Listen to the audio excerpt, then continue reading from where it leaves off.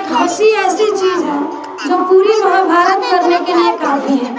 एक हंसी के कारण ही पूरी महाभारत रची गई थी। आप लोग नहीं मानोगे। कब इंद्रप्रस्थ में युधिष्ठिर ने एक मायावी महल बनवाया था। महल कुछ ऐसा था कि वहाँ पे गेट है तो वहाँ सिर्फ दीवारें थी, और जहाँ पे दीवार थी वहाँ पर गेट था।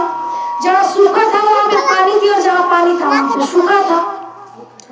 तो दुर्योधन जा रहा था, और युधिष्ठिर की जो दासियां थी उनको नित्य प्रतिदिन वहाँ से आने जाने की नॉलेज था।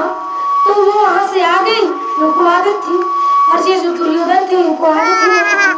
तो दुर्योधन गए, वहाँ पे सूखा है, पैर पड़ी पानी में, फिसल गया, गिर गए। द्रौपदी को आ गई हंसी, उन्होंने हंस दिया। सिर्फ हंसा ही नहीं, बोल दिया अंधे का पुत्र अंधा। धृतराष्ट्र जो दुर्योधन के पिता थे वो अंधे थे। अब दुर्योधन को ये बात एकदम दिल में लग गई। इसीलिए कहते हैं कि तीर कमान से और बात जबान से बड़ी संभाल के बोलना चाहिए।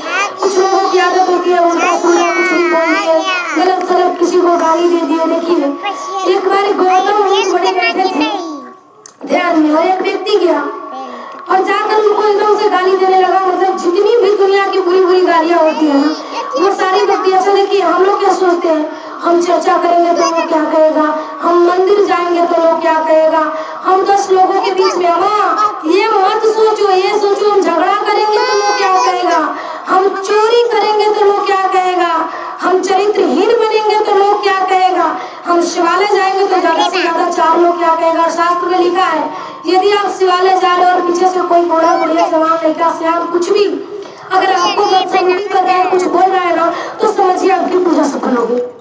आपके हिस्से की जितने भी पाप है ना वो उस व्यक्ति को लगेगा।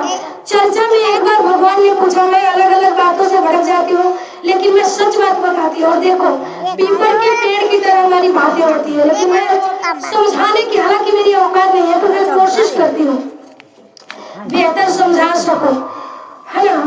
तो अगर आप एक बार नारद जी ने पूछा कि सब लोग जब चर्चा में जाते हैं तो उन्हें पुण्य मिलता है, तो पाप किसको मिलता है?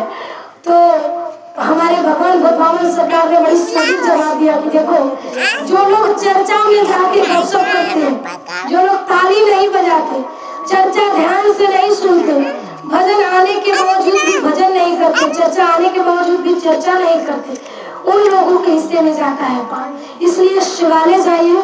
हमारा मुद्दा क्या था? दुर्योधन और द्रौपदी और महाभारत की थोड़ी सी एक झांकी। तो अब दुर्योधन को यह बात खल गई, अच्छा मैं इसका बदला लूंगा। उसके मन में ये बात बदले की भावना से बैठ गई। दुर्योधन वहां से आने के बाद अपने मामा शकुनी के साथ एक षड्यंत्र करता है। देखिए 5 पति वाली उस समय भी सुरक्षित नहीं है। जिसका ससुर दादा ससुर जो है वो गंगा पुत्र भीष्म पितामह है, तो हम लोग के मूल्य मुझे फर्क नहीं पड़ता। मुझे कौन लोग अच्छा कर रहा है, कौन लोग बुरा कर रहा है, मुझे जो अच्छा कर रहा है वो भी सब सुन रहे, वो सुन रहा है, मैं तो सुन ही रही। मुझे जो बुरा कर रहा है वो भी सब सुन रहे, वो सुन रहे। मेरा प्रयास ये रहता है कि मैं अपने ओर से किसी को कष्ट न दूं। मेरे धन के द्वारा, मेरे मन के द्वारा, मेरे तन के द्वारा, मेरी वाणी के द्वारा कभी किसी को कष्ट न पहुंचे, हमारी यही प्रयास रहती है। हम सभ्य बोलते हैं, असभ्य में हमारी कोई भी रुचि नहीं है। अब वहाँ 5 भतारी, मतलब उनके 5, हमारे यहाँ भोजपुरी में लोग कहते हैं 5 भतारी, यानी उनके 5 पति थे। सभा में बैठ गए। अब वहाँ पे उनको ले आया जाता है कैसे? रजस्वला, यानी वो पीरियड आई हुई थी। उनको जब उनके बालों से खींच के सभा में लाया गया तब वो महावारी, समझते हैं ना आप लोग, महावारी तो सब समझते हैं, महावारी आई हुई थी। उन्होंने कहा मुझे खींच के सभा में मत ले जाओ, मैंने स्नान तक नहीं किया है। तो बालों से खींचकर, जिसका भाई स्वयं श्री कृष्ण था, गपशप हम लोग थोड़ी देर के लिए बंद कीजिए। जिसका भाई स्वयं श्री कृष्ण थे, जिसका 5 पति था, जिसके दादा ससुर गंगा पुत्र भीष्म पितामह थे, है ना, उसको बालों से खींचकर रजस्वला में यानी पीरियड के टाइम पे सभा में लाया जाता है और उनकी साड़ी को खींचा जाता है। तो वहाँ पर द्रौपदी एक गाना गाती है। आजकल हर घर का ये लीला है, लोग दूसरे से जाके गपशप तो कर लेंगे पर सीधे सीधे अपने घर में एक गिलास पानी नहीं मांगेंगे, है ना। तो ये बात कहत है ऐसे, हरे की हो बाबा लजिया बचाला सभा मझरियाला, अहो बाबा लजिया बचाला सभा मझरियाला। दुष्ट दुशासन साड़ी खिंचत बा दुर्योधन ललकारी हो, दुर्योधन ललकारी। सभा बीच में रोवेली नारी, दांत तले दबल बा साड़ी हो, कि हो बाबा लजिया बचाला सभा मझरियाला। एक से एक वीर बैठे सभा में, कोई न हो तो हमारी हो, कोई न हो तो हमारी। जाने कहाँ गरुड़ रुकल बड़े हो, जाने कहाँ गरुड़ रुकल बड़े, अइले नया भी गिरधारी हो, बाबा अइले नया भी गिरधारी। कि हो बाबा लजिया बचाला सभा मझरियाला, अहो बाबा लजिया बचाला सभा मझरियाला। अरे घर के इज्जत घर लूटत बा, देखत नैन पसारी हो, देखत नैन पसारी।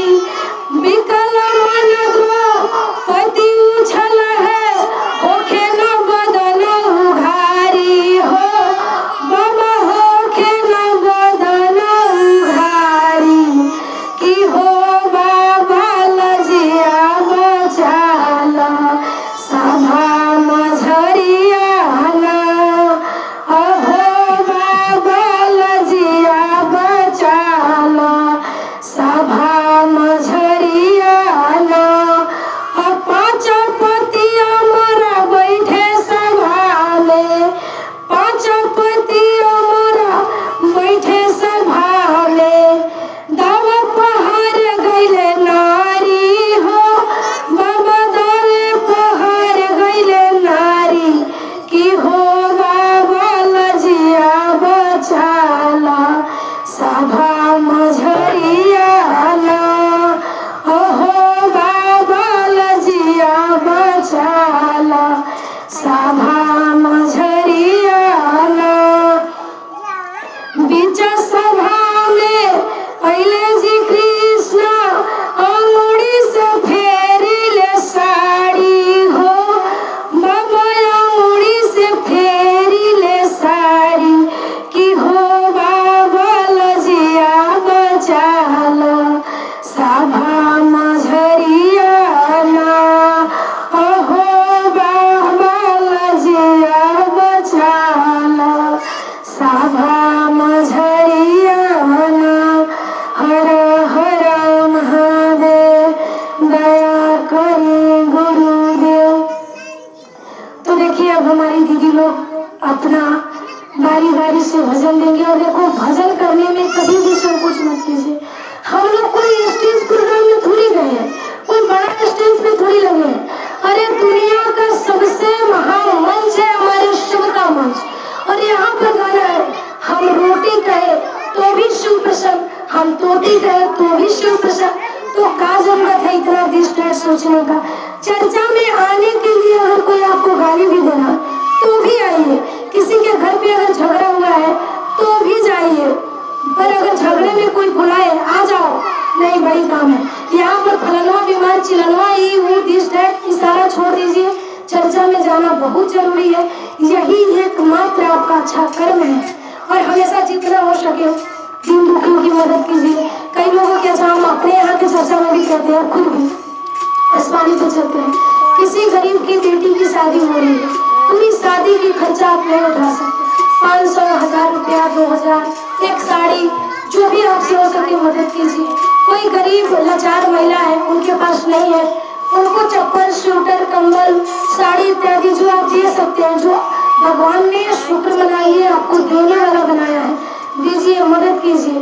घर में एक छोटा शिव चर्चा हो, हनुमान रत्ना हो, यज्ञ हो या कुछ भी हो, दिल खोल के कीजिए खर्चा, और बिना खर्चे के भी हो जाता है शिव चर्चा। पर शिव चर्चा करिए। हर दीदी लोग से मैं कहूँगी कि कम से कम सोमवार के सोमवार अपने शिवालय में, भगवान शिव के मंदिर में आधे घंटे 1 घंटे के लिए आप लोग चर्चा करिए।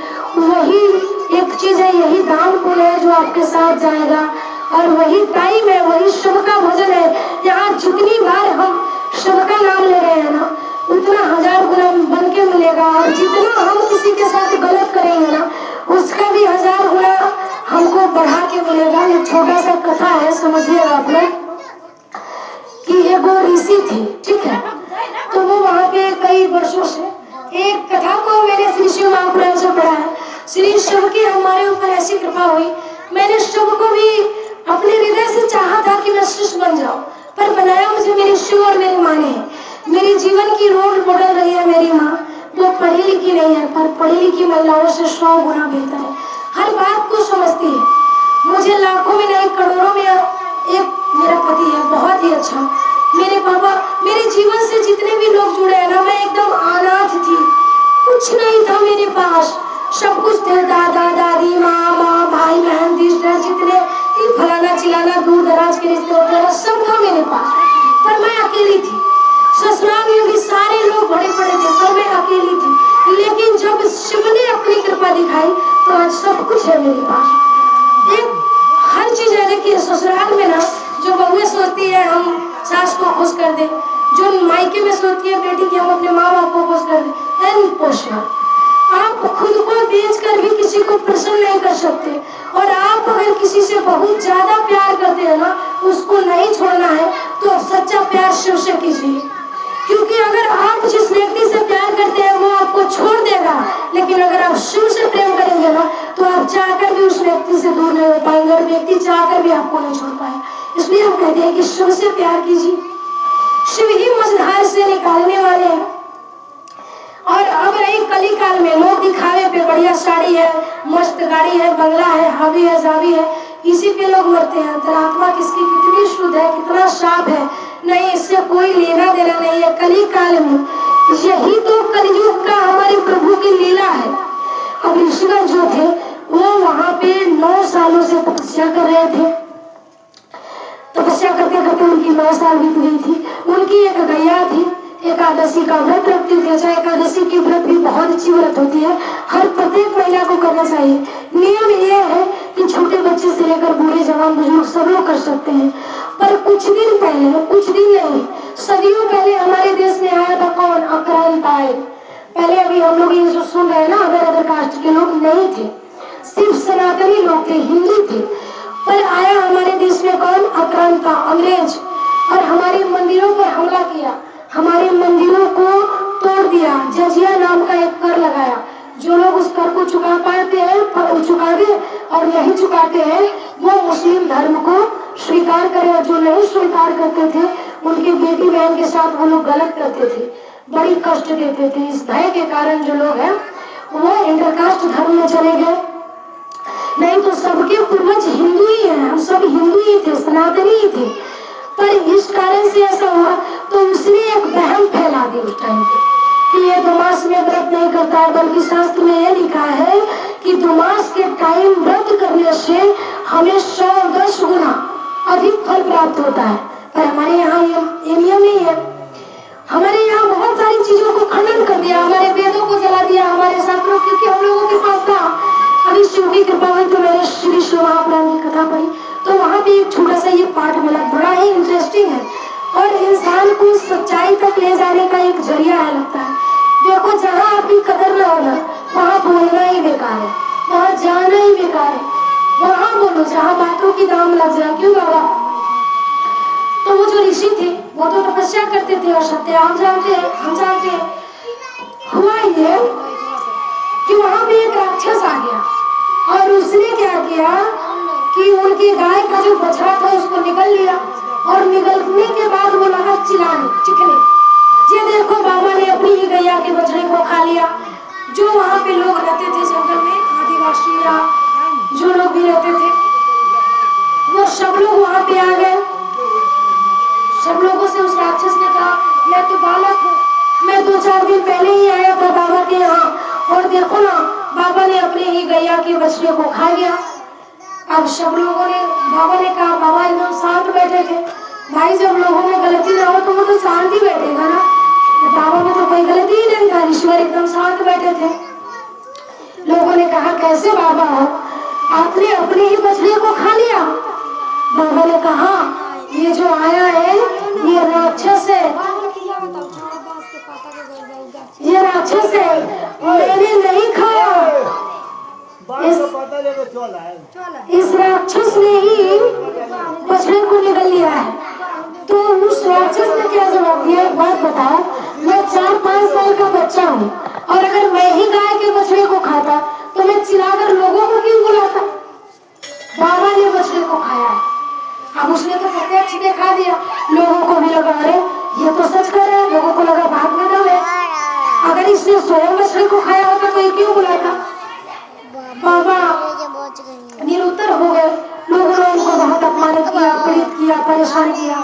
जाइए यहाँ से, यहाँ पर रहना उचित नहीं है, ठीक नहीं है। बाबा ने बोला चलो ठीक है, कल हमारा एकादशी का व्रत है, व्रत पूरा करके मैं यहाँ से निकल जाऊंगा। बाबा ने एकादशी का व्रत रखा हुआ था। राक्षस ने क्या किया, वो मांस ले आया रात्रि में, बाबा को दिखा दिखा के खाने लगा। बाबा ने सोचे अगर मैं यहाँ रुका तो ये मेरा धर्म भी भ्रष्ट करने में कोई कसर नहीं छोड़ेगा, इसलिए बाबा शिव के भरोसे वहां से जाने लगे। गैया ने बाबा की तरफ देखा, रोया, हे बाबा आप मुझे भी छोड़ के जा रहे हो, मेरे बच्चों को देखिए, कभी कभी शिव आपकी मदद करना तो चाहते हैं तो वो किसी न किसी के रूप में आते हैं, तो क्या चाहते थोड़ी बता सकते ये ना करो, ये सच है, ये झूठ है।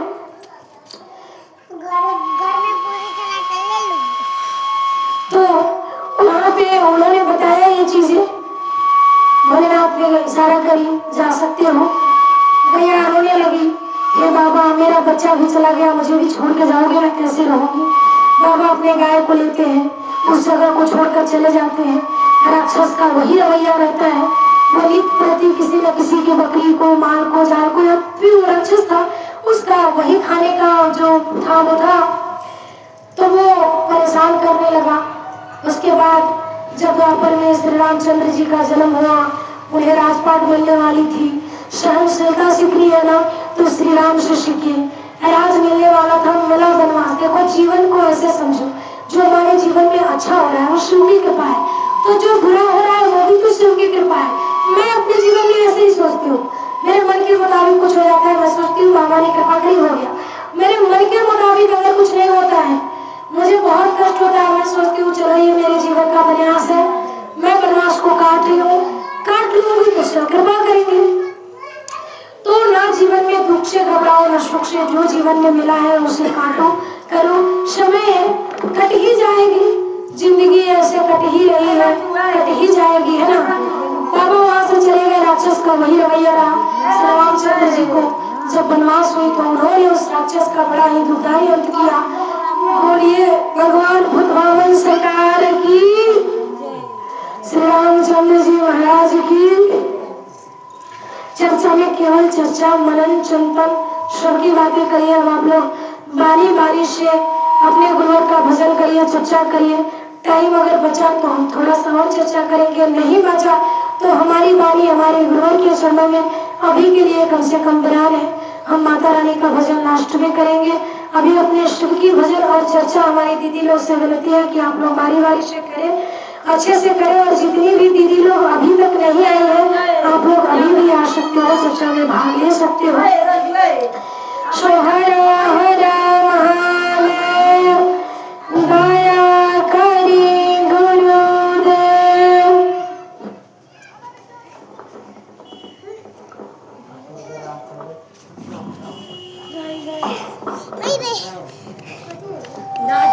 थाली में बैठा,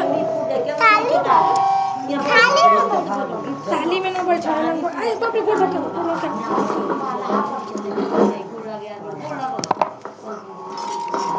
कहीं ना जाना मन